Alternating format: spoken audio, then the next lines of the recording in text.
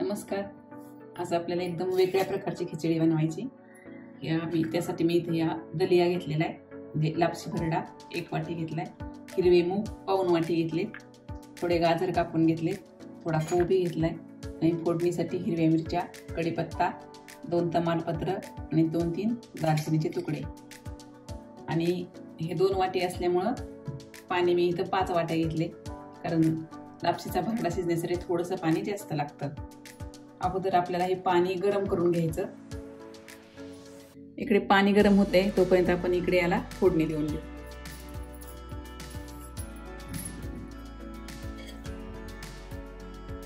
या खिचडीला आपल्याला तूप वापरायचंय, तर मी ते 1 चमच्यावर तूप टाकले. तूप गरम होईपर्यंत आपल्याला हे दोन्ही धुवून घ्यायचे.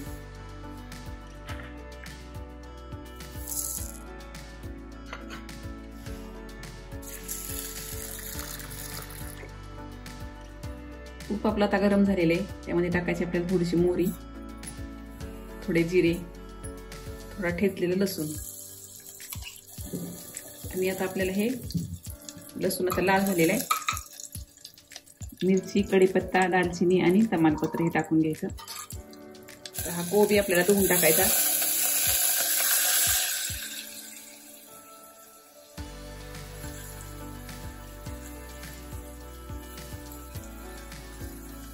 हे गाजर,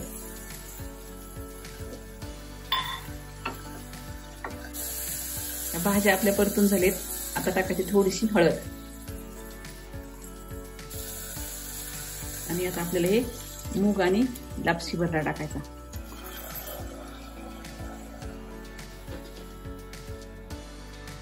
यामध्ये चवीपुरतं मीठ टाकायचं आणि हे व्यवस्थित तेलामध्ये चांगलं परतून घ्यायचं. आता आपल्याला हे गरम पाणी टाकायचं. लापशी भरडा माझा थोडा बारीक आहे, याच्यापेक्षाही जाड असतो.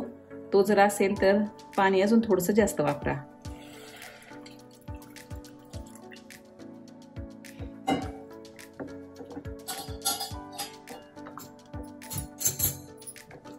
व्यवस्थित मिक्स करून घ्यायचं आणि याच्यात आपल्याला आणखी 1 चमचा तूप टाकायचंय.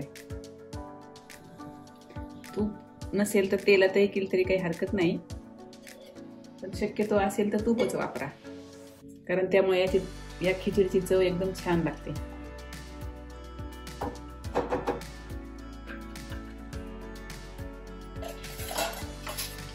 झाकण लावून याच्या चांगल्या 3-4 शिट्ट्या करून घ्यायच्या.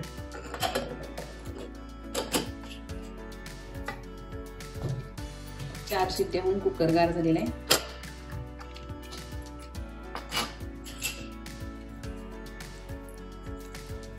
मस्त आपली अशी मऊ खिचडी तयार आहे.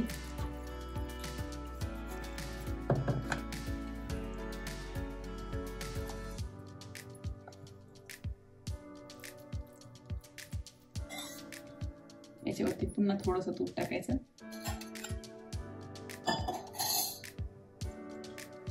थोडी कोथिंबीर, याच्याबरोबर थोडे टोमॅटो स्लाइस,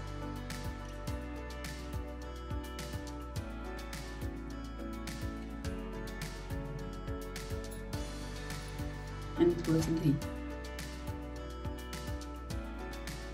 टोमॅटो स्लाइस वरती थोडंसं आपल्याला मीठ टाकायचं.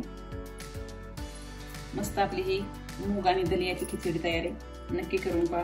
तुम्ही जर वजन कमी करत असाल त्यासाठी ते एकदम उपयुक्त रेसिपी. आवडल्यास शेअर करा, चॅनलला सबस्क्राईब करा.